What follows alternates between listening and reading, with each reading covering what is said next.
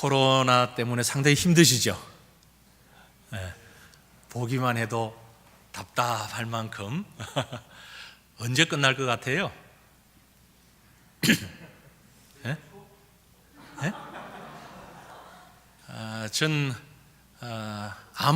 아마도 제가 생각하기에는 내년 2월 중으로 우리가 마스크를 벗고 일상적인 생활을 할 수 있지 않을까라고 감히 생각을 합니다. 그렇지, 이게 나와야 말이 진행이 되는데 이유를 아십니까? 내년 2월 말까지 우리 교회가 입당을 합니다. 제가 하나님 앞에 기도하기를, 하나님, 새 예배당 지어서 입당하는데 마스크 쓰고 라벨 붙여놓고 그리 띄워서 앉기 싫어요. 마음껏 앉아서 찬양하고 예배드릴 수 있도록 하나님 해 주십시오. 그게 내년 2월 말입니다. 기억하시고 같이 기도해 주시면 손해날 일이 없을 겁니다. 지금 저희가 섬기는 세과천 교회는 그리 큰 교회가 아니고요, 조그만한 교회입니다. 그런데 전 그 세과천 교회와 인연이 상당히 깊어요. 우리 교수님 말씀하신 것처럼 제가 담임으로 부임을 한 건 2008년 8월인데요. 그래서 지금 12년 넘어서고 이제 13년째 들어서는데 1993년도에 세과천교회와 인연을 맺었습니다. 그래서 94년도에 제가 선교사로 파송을 받았어요. 세과천교회에서. 그 교회 1호 파송 선교사로 파송을 받았고, 지금은 선교지에서 돌아와서 담임을 맡고 있으면서 2호 선교사를 파송을 했고, 입당 예배 때 3호 선교사를 파송을 합니다. 방글라데시만을 위해서 3호, 이미 저희 교회 파송 3호 선교사는 나가 있는데 그 사람은 일본에 가 있으니까 일본도 선교는 선교지만 세과천교회는 방글라데시가 진짜 선교예요. 제가 그 지역에서 사역을 하다 보니까, 그래서 이제 방글라데시의 3호 선교사를 여러분의 선배 한 분이 또 입당 예배 및 파송 예배, 그래서 파송 예배 날짜는 정해졌는데 언제인지는 몰라요. 입당 예배를 드리는 그날 파송을 하기로 지금 계획하고 있습니다. 생각나시는 대로 기도해 주시고 함께 마음을 좀 모아주시기를 부탁을 드리고요. 저희가 사실은 건축을 마음대로 할 수 있는 건축이 아니었어요. 아파트 단지 안에 포함되어 있다 보니까 아파트 재건축에 맞물려서 같이 건축을 합니다. 그래서 지금 임시처소로 나온 지는 이미 3년 반이 지나갑니다. 그러니까 너무 이제 힘이 들죠. 성도들이 많이 나고도 하고요. 그래도 선방했는데 코로나가 상당히 영향을 끼치고 있습니다. 건축을 하면서 새삼스럽게 제가 보게 됐어요. 야, 이렇게 복잡하구나. 사실 전 예배당 건축은 두 번째입니다. 첫 번째 건축은 여러분과 같은 우리 합신 재학생 때 3학년 때에 저는 담임 목회를 시작을 했어요. 합신 3학년 때 3학년 여름방학 때부터 경기도 양평에 있는 한 시골 교회에 담임을 시작을 했습니다. 그래서 그 교회에서 건축을 했어요. 한 30평 정도 규모의 예배당을 제 손으로 직접 벽돌 쌓으면서, 그때는 벽돌을 쌓으면서 시멘트 바르면서 건축을 한 기억이 있고, 벌써 오래전이죠. 한 30년 돼버렸으니까요. 이번에 이제 새로 건축을 하면서 참 기술도 대단하고 복잡하다 하는 걸 느꼈습니다. 설계도가 두께가 이만큼 해요. 이만한 두께의 설계도를 탁 뒤지면서 보는데 미처 생각하지 못했던 것이 설계도에 다 기록이 되어 있는 걸 보았습니다. 참 신기하기도 하고요. 그렇구나. 예배당을 짓는 일이 그리 간단하진 않았습니다. 저희도 지금 큰 교회는 아닌데 조그마한 교회이긴 하지만 지하 19m를 파고 내려가니까 그게 아주 대단하더라고요. 그런데 주변에 고층 아파트가 서 있는 곳에서 지하 19m를 파는데 전혀 흔들리지 않도록 힘을 받아가면서 기술적으로 파내려가요. 그런데 그 모든 것이 설계도 안에 다 적혀 있어요. 얼마나 신기한지. 그러면서 다시 한번 느꼈습니다. 사람이 하는 일도 이토록 철저하게 계획해서 철저한 설계를 가지고 하는데, 하나님께서 우리를 통해서 하나님의 나라를 이 땅에 세워가시는데 오죽 설계를 잘 하셨을까. 다시 한번 하나님을 바라보며 감탄할 수밖에 없습니다. 여러분이 지금 이 자리에 와 계신데 어떤 이유로 어떤 과정을 통해서 와 계시든 간에 우리 모두는 하나님의 계획 속에서 하나님의 설계도 안에서 지금 이 순간을 지나고 있다는 사실을 꼭 기억하시길 바랍니다. 우리 한 사람 한 사람을 향하신 하나님의 계획이 분명히 있습니다. 비록 마스크를 쓰고 앉아있지만, 또 모든 학우들이 다 출석하지 못하지만 이 속에서 하나님의 더 큰 뜻이 숨겨져 있을 것입니다. 그렇다면 오늘 우리는 나를 향한 하나님의 계획을 과연 얼마만큼 잘 알고 살고 있는가? 다시 한번 우리가 말씀을 보면서 이 부분을 좀 생각해 보고 싶어요. 우리가 읽은 본문 말씀은요, 다윗에 관한 얘기입니다. 본문의 주인공은 다윗이지요. 그는 하나님의 계획을 너무나도 분명하고 또 확실하게 알고 있었던 사람이라고 생각이 됩니다. 그래서 자신이 건축하려고 하던 모든 계획을 주저없이 내려놓기도 했던 것입니다. 건축하고자 하는, 성전을 건축하고자 하는 마음이 드는 것도 귀한 일이지만 그 간절한 마음을 내려놓는 것 또한 얼마나 귀한 일인지 모릅니다. 그리고 그 일을 누구에게 물려줬습니까? 아들 솔로몬에게 물려주죠. 우리가 만약 하나님의 계획과 뜻을 알지 못한다면 하나님의 뜻과는 전혀 반대된 길로 갈 수밖에 없을 것입니다. 요나처럼 말이에요. 열심히 살았습니다. 최선을 다해서 살았지만 그는 하나님의 계획을 알지는 못하고 하나님과는 정반대된 길로 갔습니다.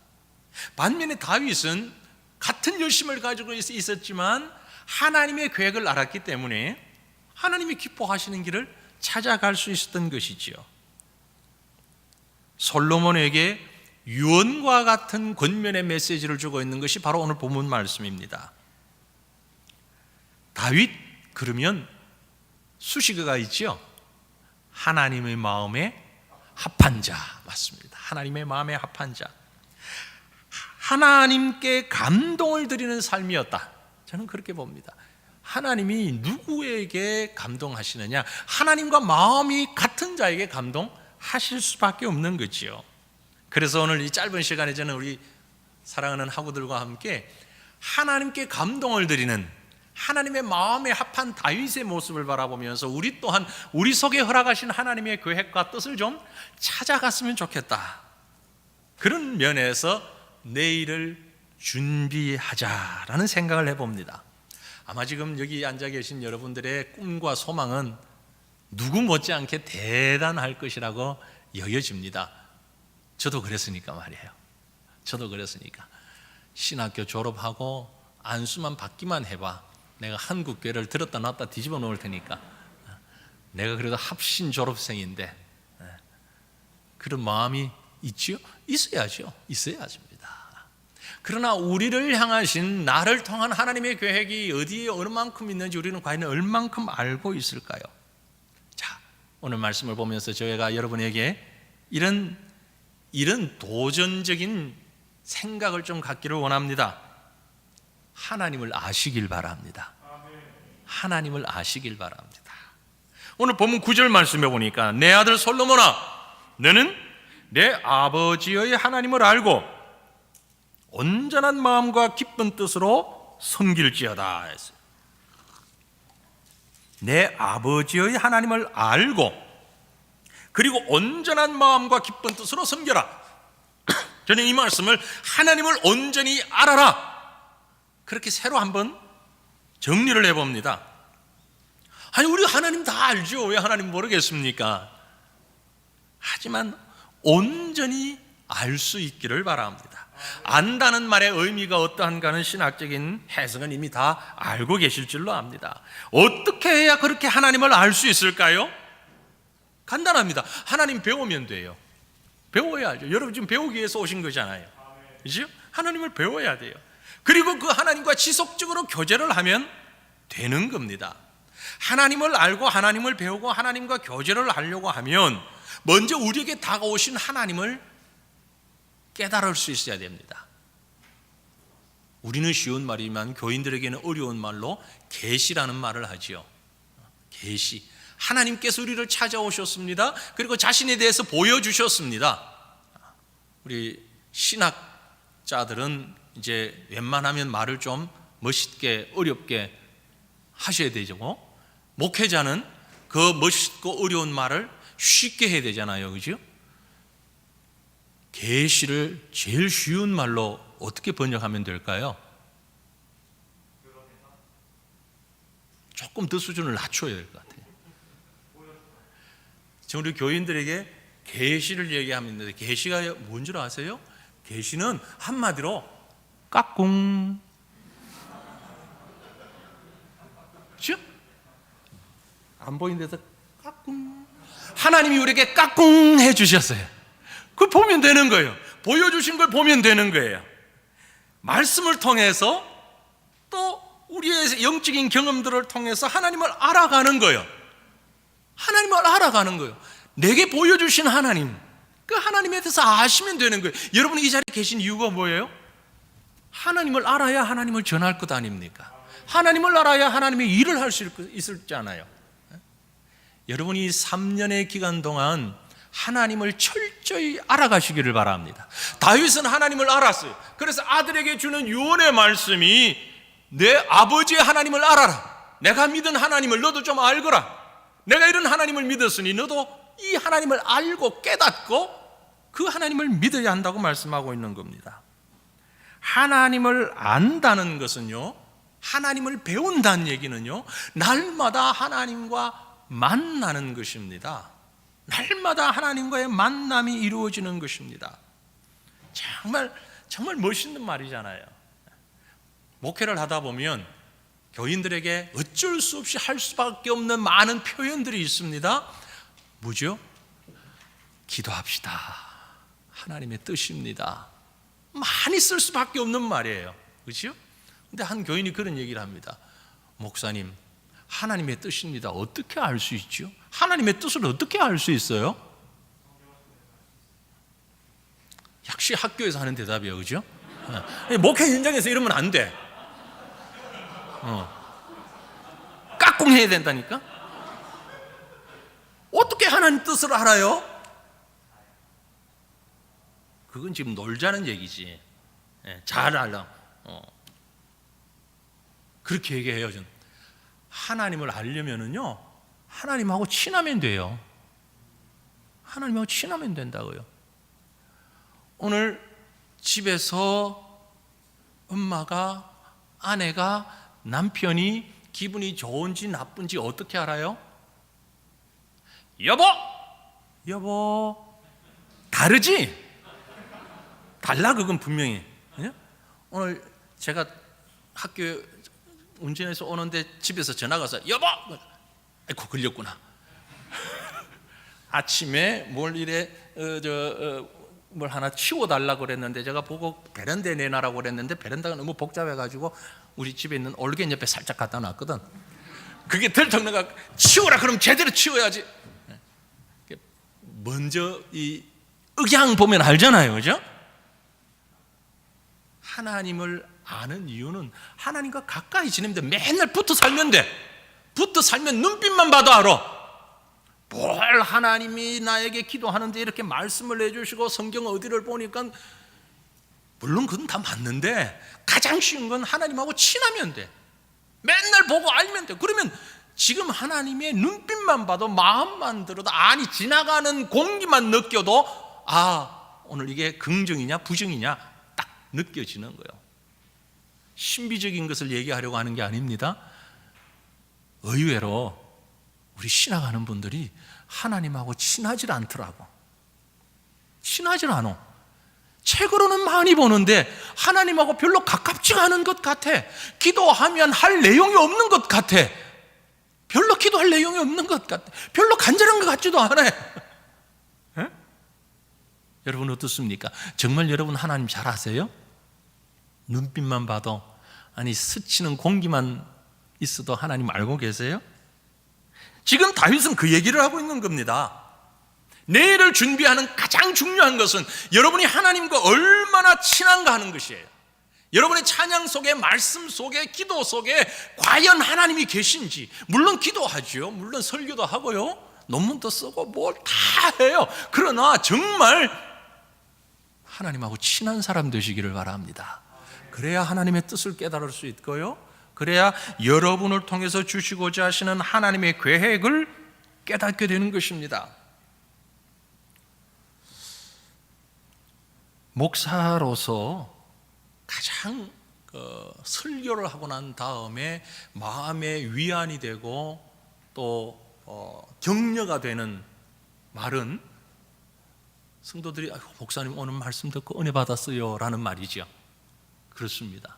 그런데 그 말을도 누가 하는가에 따라서 정도는 많이 차이가 납니다. 제일 센 게 누구일 것 같아요? 그래, 우리 식구들이에요. 우리 가족이에요. 아내가 여보 오늘 말씀 가운데 정말 은혜 받았어, 100점이야 그건, 그죠? 근데 90점은 아들, 딸도. 저는 아들이 없으니까 딸들, 다시 시집 가버렸지만 딸들이 말이죠, 아빠 오늘 설교 정말 은혜 받았어요. 얼마나 힘이 되는지. 교인 10명 100명보다 나아. 왜 그럴까요? 왜 그럴까? 나를 너무 가까이서 잘 알잖아요. 모든 걸 잘 알잖아요.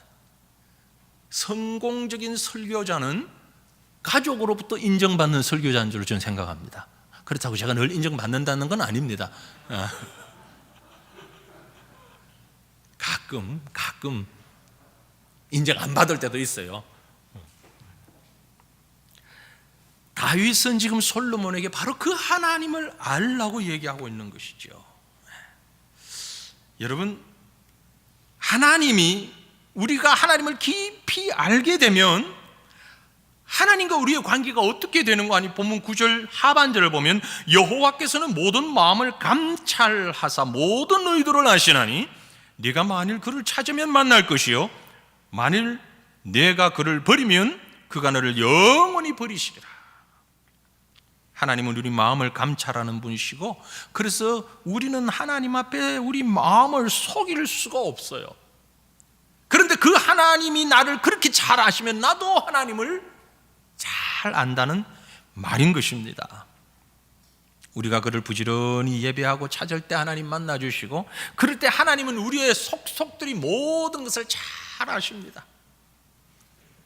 끔찍한, 생각도 하기 싫은 생각은 하나님께 버림받는다면 생각할 수도 없잖아요.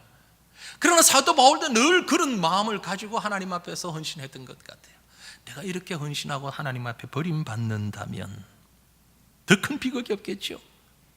그러므로 여러분, 누가 말하지 않아도, 누가 얘기하지 않아도 하나님을 잘 알아갈 수 있기를 바랍니다. 바울은요, 자기를 통한 하나님의 계획이 무엇인가를 늘 생각하며 하나님을 알기 위해서 애를 썼습니다. 아나니아를 통하여서 좀 더 깊이 있게 예수 그리스도에 대해서 소개를 받고 그의 인생이 완전히 변화됐습니다. 왜냐하면 하나님께서 그 아나니아를 통해서 바울이 앞으로 무엇을 어떻게 해야 할 사람인가를 가르쳐 주셨잖아요. 사도행전 9장 15절에 주께서 이르시되 가라, 이 사람은 내 이름을 이방인과 임금들과 이스라엘 자손들 앞에 전하기 위하여 택한 나의 그릇이다. 주님이 바울을 너무 잘 아셨습니다.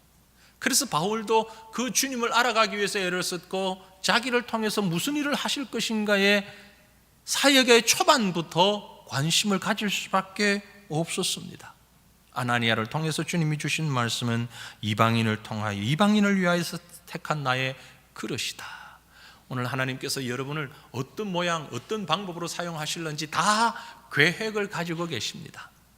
단지 우리가 그 계획을 깨닫지 못하고 알지 못하고 있을 때가 너무나 많을 뿐입니다. 사랑하는 우리 학우들은 하나님을 온전히 아는 사람, 그 사람이 하나님을 감동시키고 그런 사람을 하나님이 들어 사용하신다는 사실을 믿으시길 바랍니다. 내일을 준비하는 사람은 또 한 가지, 나에게 주신 은사와 사명이 무엇인지를 아는 사람입니다. 하나님은 우리 각자에게 사명과 그에 맞는 은사를 주셨습니다. 모든 믿는 자에게 사명 주셨고 그 사명 감당하기 위하여 은사를 주셨습니다. 그런데 말입니다, 우리는 내게 주신 은사와 사명을 알지 못하고 무작정 하나님 앞으로 달려가기만 하면 되는 줄 아는 사람들이 있습니다. 제가 지금 우리 총회 선교회에서 일을 하고 있어요. 수종 들고 있는데, 우리 총회 선교사가 되기 위해서는 3단계의 심사를 거칩니다. 그 심사 때마다 거의 저를 보게 되는데, 제가 우리 선교사 후보생들에게 훈련을 할 때 꼭 하는 말이 있습니다. 하나님이 나를 선교사로 부르셨는지 어떻게 아느냐? 여러 가지 기도하는 가운데, 말씀 듣는 가운데 그럴 수 있지요. 감동이 있고.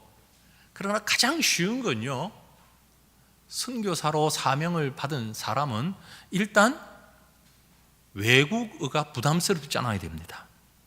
아무리 공부를 하는데도 언어적인 자질이 나에게 없다, 그럼 1차적으로 선교사적인 자질은 없다라고 먼저 생각하셔야 되는데, 가끔 보면 그런 분이 있어요. 우리 선교에서 2년 동안 언어 훈련할 수 있는 시간을 주거든요. 현장에 가서 2년 동안 사역을 못하게 하고, 어떤 선교사는 4년 반이 됐는데 언어가 습득이 안 된 사람이 있어요. 4년 반이 지났는데. 결국은 여러 가지 과정이 있었지만 그분은 우리 총회 선교사에서 열외가 됐습니다. 물론 거기에는 꼭 언어적인 자질만 얘기되는 것이 아니고 성실성도 문제가 있었겠죠. 성실하면 왜 못하겠어요? 웬만큼 하면 하지요. 근데 그 성실성에서 너무 문제가 있으니까 결국 언어가 안 되긴 했는데, 여러분이 무엇을 하든지 그쪽에 그 분야에 은사가 있어야 돼요. 하나님이 그 분야에서 사용하시겠다는 그런 사인인 겁니다. 그걸 무시한 채로 하나님이 주신 은사를 세밀히 살피지 못하면 이를 감당할 수가 없는 거예요. 본문 10절에 다윗은 솔로몬에게 무슨 사명을 얘기합니까? 그런즉 이제 너는 삼갈지어다 여호와께서 너를 택하여 성전의 건물을 건축하게 하셨으니, 솔로몬에게 주신 은사는 성전 건축이에요. 그래서 삼가라고 했어요. 너는 삼가라. 삼간다는 얘기는 아주 주의 깊게 자신을 살피면서 잘 돌아보라는 얘기입니다. 해야 될 것과 하지 말아야 할 것을 잘 분별하라는 얘기입니다. 그래서 하나님께서 나를 통하여서 하시고자 하는 일이 무엇인지를 알고 그 일을 힘써 행하라고 했어요. 다윗이 왜 성전 건축하는 것을 하고 싶지 않았겠습니까? 얼마나 하고 싶었는지 우리가 잘 알잖아요. 그리고 그것을 위해서 모든 물질을 비롯한 모든 것들을 다 준비를 했어요. 그럼에도 불구하고 하나님이 막으셨어요. 그러나 그 아들 솔로몬에게는 성전을 지을 수 있는 기회를 주셨어요. 다윗이 좀 못하기 때문이 아닙니다. 솔로몬이 잘났기 때문이 아니에요. 그 일을 맡길 만한 상황과 사람이 솔로몬이었기 때문에 그런 것입니다. 그 판단은 하나님이 하십니다. 우리는 그런 하나님의 판단을 믿으면서 하나님이 내게 주신 은사가, 하나님이 내게 주신 달란트가 무엇인가를 생각해야 한다는 것입니다. 그럼 좀 더 구체적으로 어떻게 그 은사를 찾아갈 수 있을까? 제가 경험적으로 보니까 그렇습니다. 어떤 일을 할 때에 지겹지 않고 재미나게 할 수 있으면 그게 은사예요. 재미있게 하셔야 됩니다. 제가 신학교를 공부를 할 때에 아까 식사하면서도 우리 교수님들하고도 얘기를 했는데, 전무후무한 일을 좀 했거든요. 하고 성가대 제가 지휘를 했습니다. 근데 그 뒤에 있었는지 없었는지는 모르지만 부활절날 핸델의 할렐루야를 연주를 했어요. 감히 구약을 가르치는 교수님을 피아니스트로 앉혀가지고, 반주할 사람이 없어가지고 찾다 보니까 반주할 사람이 없으니까, 여러분은 잘 모르실 수도 있지만 구약 가르치는 교수님 반주 좀 그거 하는 줄 어떻게 알았냐고, 또 다 그건 알잖아요, 그죠?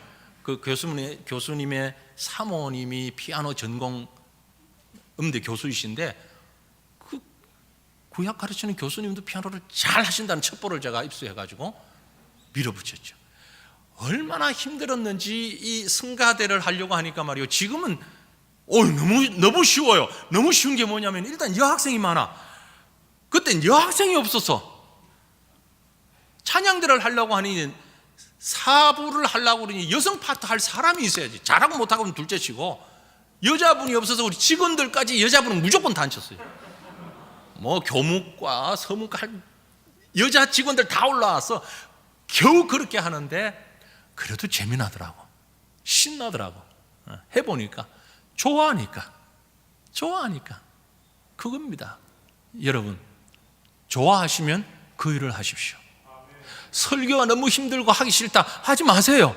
안 하시면 돼. 왜 억지로 하려고 그래? 하지 마시고 다른 학교 가면 돼. 왜 여기 와가지고 설교가 어렵고 힘들고 평생 해야 되는데. 목사는요, 몸살이 나서 끙끙 앓다가도 강단에 올려면 펄펄 날아요.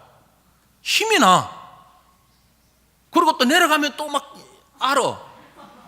그 정도 돼야 목사를 하지 하기 싫은 걸 왜 하냐고. 하나님이 맡기시면 재미나요. 내일부터 안 보이는 분은 그런 줄 알겠습니다. 두 번째로, 남들보다 잘하면 돼. 남들보다 잘하는 게 있을 거야, 분명히. 그건 하나님이 주신 은사예요. 그치? 힘들지 않고 하는데 남들보다 좀 잘하면, 꼭 그게 직업이 아니어도, 그죠? 그게 꼭 전공이 아니어도, 그치? 잘하는 것 있잖아요. 전 음악을 조금 잘해요. 신학을 하기 전에 음악을 공부를 했으니까.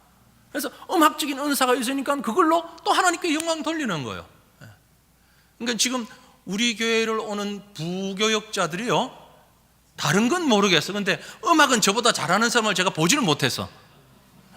합신에서는 음악 안 가르치나? 안 가르치더라고. 자기가 잘하고 재미있는 거, 그게 은사예요. 또 한 가지가 뭡니까?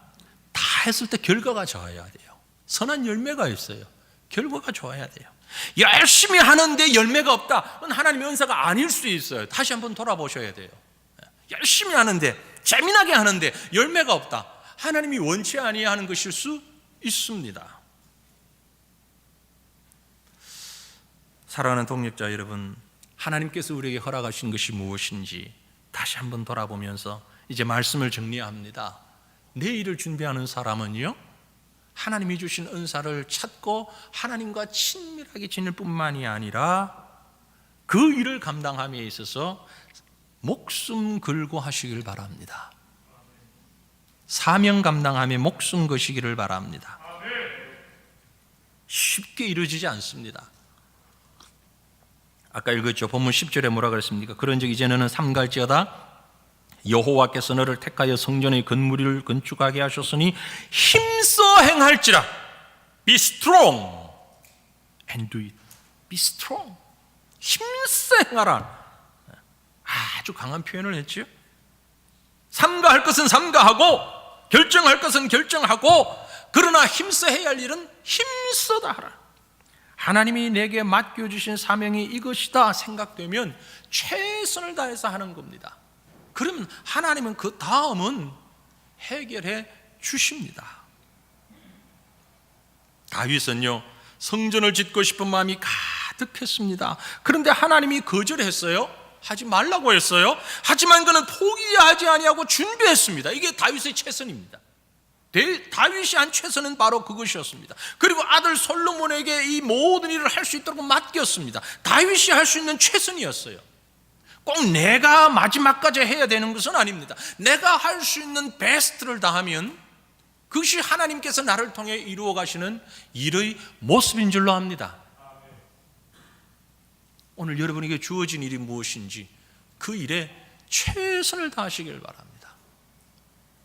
죽도록 공부하자고 우리 박 목사님이 말씀하신 거 알고 계시죠? 죽도록 공부하자.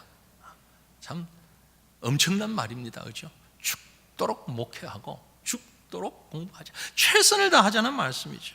우리 주님은요, 우리를 구원하시기 위해서 최선을 다하셔서 생명을 바쳤습니다. 하나님은 우리를 사랑하시고 구원하시기 위하여 최선을 다하셔서 육신을 입고 이 땅에 오셨습니다. 지금 여러분은 하나님의 일을 감당하기 위하여서 하나님이 나를 통하여 세우신 그 계획을 이루기 위하여서 최선을 다하여 뭘 하고 있는지를 한번 살펴보십시다. 코로나가 우리를 힘들게 만듭니다. 사회적인 여러 가지 여건들이 우리를 매우 난감하게 만듭니다. 하지만 지금 여기서 할 수 있는 최선을 다하고 있는가? 교회가 교회로서의 사명을 다하고 최선을 다하고 있는가? 중세교회에 교회가 타락했을 때 모습이 어떻습니까? 교회가 해야 할 일을 하지 않았습니다. 엉뚱한 데 힘을 쏟고 온갖 정신을 쏟고 시간을 쏟았습니다. 러시아가 공산화될 때 어떤 일이 있었다고 그랬죠? 러시아 정교회는 반을 위해 천사가 몇 명 앉을 수 있느냐를 가지고 논쟁했습니다. 앉으면 뭐하고 안 앉으면 뭐 할 거예요? 거기에 시간과 정력을 다 소비했어요. 자기 주장 관철시키는데 목숨 걸지 마시고, 여러분의 어떤 욕망을 채우는데 목숨 걸지 마시고, 주님이 원하시는 일이 무엇인가에 최선을 다하시기를 바랍니다. 최선을 다한 자에는 하나님께서 그를 통해서 분명히 일을 세워 가실 줄 믿습니다. 저는 우리 합신의 자랑이 바로 그것이라고 여겨집니다. 최선을 다하는, 가르치는 분은 가르침에 최선을 다하고, 배우는 자는 배우는 일에 최선을 다하고, 수종되는 자는 수종되는 일에 최선을 다하는, 그것이야말로 최고의 모습이 아닌가. 제가 신학교 다닐 때에 마음에 정말 뿌듯함을 느꼈던, 정말 자랑스럽게 혼자서 신났던 일이 밤에 10시, 11시쯤 되었을 때에, 그때 우리 건물은 이 건물 3층까지밖에 없었어요. 1, 2, 3층만 딱 있었습니다. 10시, 11시쯤 되어서 도서관에서 공부를 하다가 내려가면 기숙사도 없었거든요. 저 밑에 아주슈프라는 그 2층 새 얻어서 있을 때인데 10시, 11시 돼서 딱 나가면 두 곳에 불이 켜져 있었습니다. 1층 바깥에 나가서 건물을 딱 쳐다보면 1층 좌측에 우리 박윤선 목사님 연구실이 있을 거예요. 3층 끝부분이 도서관이 있었습니다. 도서관하고 박 목사님 방만 불이 딱 켜져 있어요. 도서관에는 우리 학우들이 공부하는 불빛이었고, 박 목사님 방에는 목사님 기도하시면서 연구하시는 불빛이었어요. 그 모습을 보면서 얼마나 뿌듯했는지 모릅니다. 우리 학교는 정말 하나님이 이뻐하지 않을래야 이뻐하지 않을 수 없는 학교가 되겠다. 각자의 모습에서 각자의 자리에서 최선을 다하는 모습이 오늘날과 같이 아름다운 모습으로 세워질 때에 바로 그런 최선을 다한 분들의 땀과 노력이 있었다는 것도 잊지 마십시오. 오늘 여러분의 자리에서, 여러분의 교회 사역에 아니면 학업에, 앞으로의 어떤 목회 사역에 준비하는 일에 최선을 다하십시오. 여러분들의 어떤 결과를 보지 못할 수 있어요, 다윗처럼. 그러나 다윗은 그것이 최선이었습니다. 내일을 위해서 최선을 다해서 준비하는 것이었습니다. 오늘 여러분에게 주어진 그 사명에 최선을 다하며 감당할 때에 저와 여러분을 통해서 이루어가시는 하나님의 계획과 섭리하심이 아름답게 세워져 나갈 줄로 믿습니다. 하나님께서 저와 여러분을 통해서 더 크고 놀랍게 역사하시기를 기도하며 주님 알아가며 나아가는 우리 모두가 되시기를 주님의 이름으로 축원합니다. 기도하십시다. 하나님 아버지 감사합니다. 역사의 주인이신 여호와 하나님, 주님을 찬양합니다. 여기까지 이르게 하신 하나님, 오늘 우리가 누릴 수 있는 이 모든 건강과 풍요와 기쁨을 주신 하나님, 내일을 준비하며 학업 중에 있는 귀한 학우들 각자에게 주어진 자리에서 기본적이며 소중한 사명을 다시 한번 깨닫게 하옵소서. 내일을 준비하며 살아가기를 원합니다. 기쁨으로 감격하며 소망으로 내일을 바라보며 살아가는 저희가 되게 하옵소서. 그러기 위하여 하나님을 좀 더 알게 하옵소서. 좀 더 많이, 좀 더 깊이 하나님을 알아가기 원합니다. 하나님을 알아갈 때에 나를 향한 하나님의 뜻과 하나님의 계획을 깨닫는 저희가 되게 하옵소서. 나를 통해 이루어가실 하나님의 섭리와 영광스러운 하나님의 나라를 바라보는 저희가 되게 하옵소서.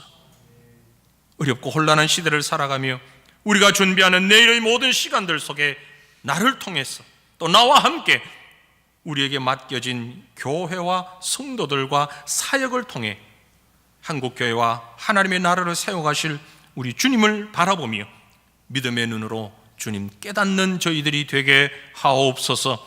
오늘도 우리와 함께 하시는 임마누엘의 주님을 찬양하오며 살아계신 거룩한 우리 주 예수님 이름으로 기도 올리옵나이다. 아멘.